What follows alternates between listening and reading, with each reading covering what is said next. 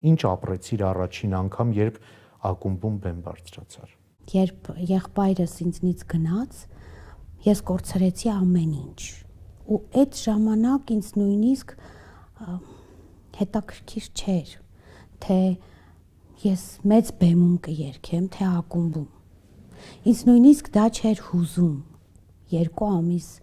ակումբ պարզապես որպես հյուր գնալուց հետո եմ ես ակումբի բեմ բարձրացել, որի լավ իմաստով մեղավորը եղավ Սամվել Գրիգորյանը, մեր լավ ընկեր։ Երբ ինձ անդադ ակումբից զանգեցին արի աշխատի, արի առաջին ակումբն էր Երևանում, որ բացվել էր, ես ոչ մի կերպ չէի պատկերացնում, լավ, արի նույնիսկ տնօրենն եկավ Սամվելի հետ մեր տուն, մամայիս համոզել, բայց ես պիտի ապրեմ, չէ, արդեն ուրիշ բանի մասին է խոսքը։ Մի խոսքով 1-2 ամիս ես կեղծամ եմ դրել իմ գլխին, որպեսզի մյուս հյուրերը չտեսնեն, որ դա ես եմ ակնոցներ եմ կրել, գնացել նստել եմ որպես հյուր, ոչ մի կերպ չէի կարողանում հաղթահարել այդ ամեն ինչը, մեծ բեմ,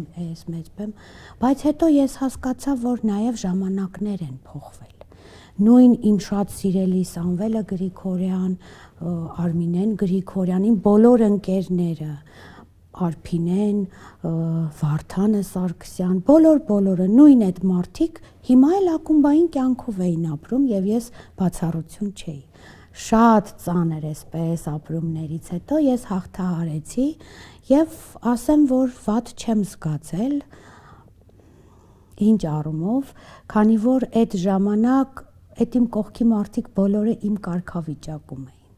Եթե ես շփվեի այն մարդկանց հետ, ովքեր մեծ բեմերում էին, իսկ ես ակումբում էի, ես բնականաբար շատ ավելի ծանր կտանեի։ Բախտակից էինք, էլի այդ հարցում։